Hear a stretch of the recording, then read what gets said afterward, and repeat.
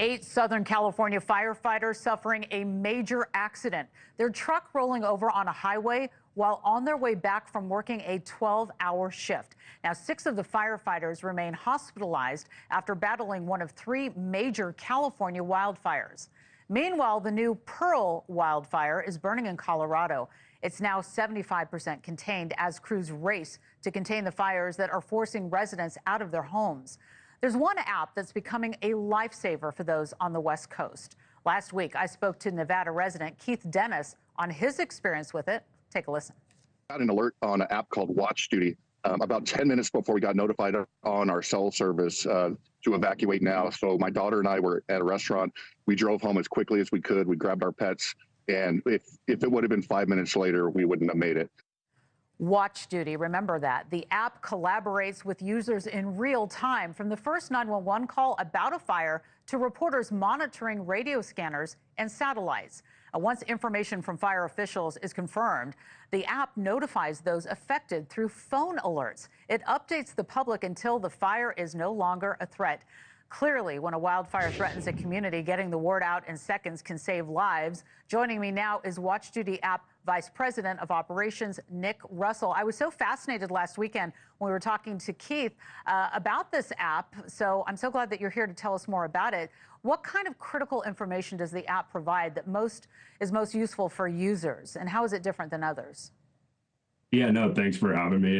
And really, Watch Duty is aiming to be the most comprehensive and actionable source for wildfire information. So much to the story you just told, we're providing the information about evacuations, the fires, updated reports on conditions. You know, is it 2 to 3 acres, rapid rate of spread, structures are threatened.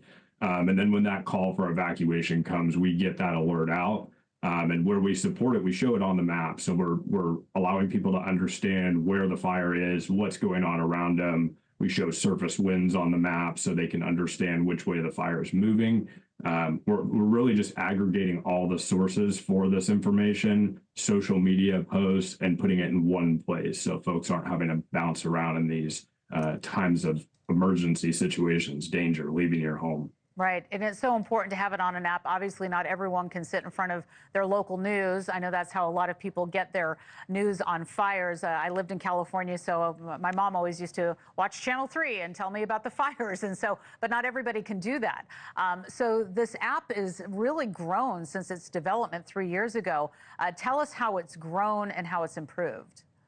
Yeah, no, it's really amazing. It's just baffles me every time I think about it. We started with just 3 original counties here in California, and fast forward to today, we now have over 3 million users in 13 states covering over 600 counties. And really, folks are starving for this information. You know, when you're told to evacuate, folks want to know why. And so by having this storyline of events, it helps them make those actionable decisions. Our reporters start reporting on this as soon as we learn of the ignition, and they provide that storyline of events until the threat passes or the last engine leaves. And with all that context, folks leave. You know, when they understand this fire is rapidly growing, it started at 2 acres, 10 minutes later, it's already 40 acres and, you know, structures are being impacted.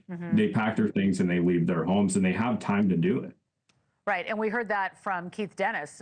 He got the news on his app, and he got up and he went, and he said he barely made it, but he thanks your app for saving him and his family, for getting out in time. And I think that's one of the scary things about wildfires, is that people think that they have more time, but this app really reminds people that you don't. Like, if you need to get out, you need to get out now. So what are the next steps for the app to expand? I hear that you're in quite a few states. Yeah, so we're going to continue to expand both geographically, but also focusing on our core competency, which is wildfire. So what more information can we get to our users to help them make better decisions? What information can we get to our team from external sensors letting us know of new ignitions?